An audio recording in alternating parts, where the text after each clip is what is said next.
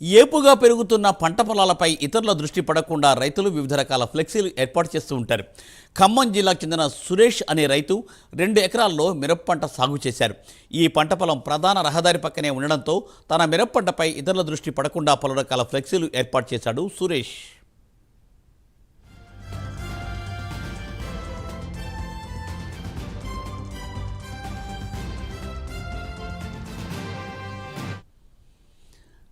అయితే ఇందులో విశేషం ఏముందనుకుంటున్నారా?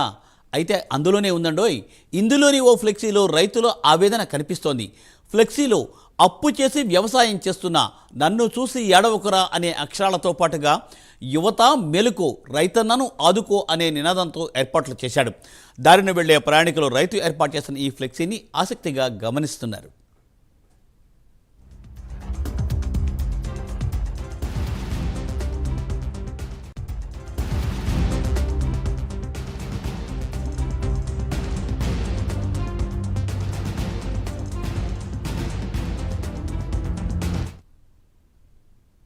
రైతు సురేష్ మాత్రం యువత ఎక్కువగా ఉద్యోగాలపైనే ఆసక్తిని చూపుతున్నారని, వారు కూడా వ్యవసాయంపై దృష్టి సారించాలని కోరుతున్నాడు. అంతేకాకుండా యువకులు కూడా వ్యవసాయం చేసే రైతులకు తోడ్పాటు అందించాలని సురేష్ విజ్ఞప్తి చేస్తున్నాడు.